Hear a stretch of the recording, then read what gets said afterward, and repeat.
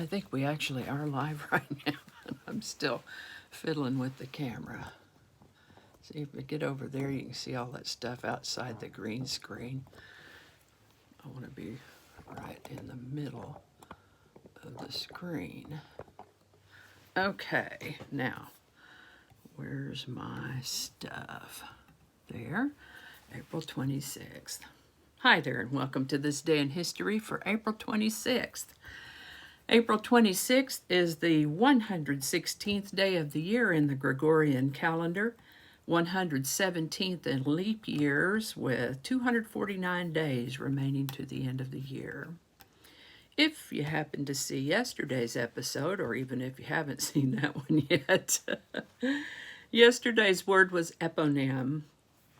An eponym is a word named after a person.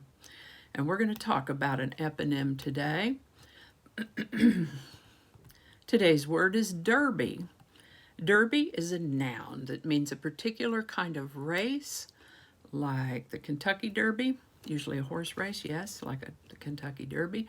A derby might also be a race or contest open to either all comers or to a specified category of contestants.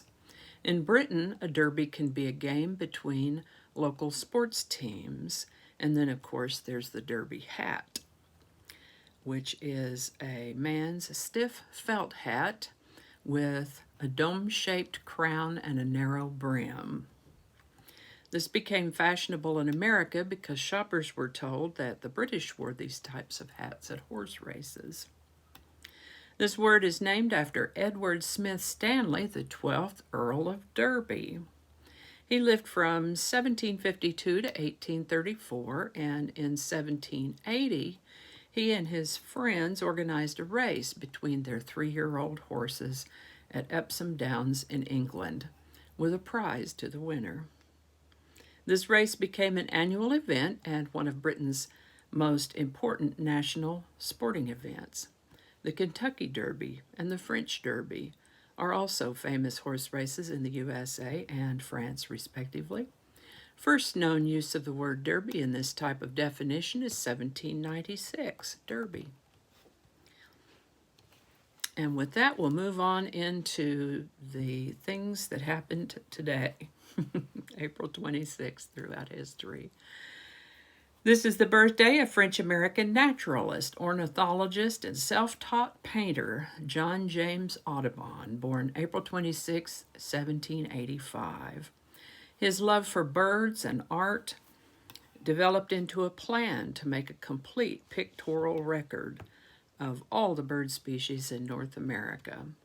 He's the eponym of the National Audubon Society, and his name can be seen across towns, neighborhoods, and streets all over the United States. James Audubon lived to the age of 65.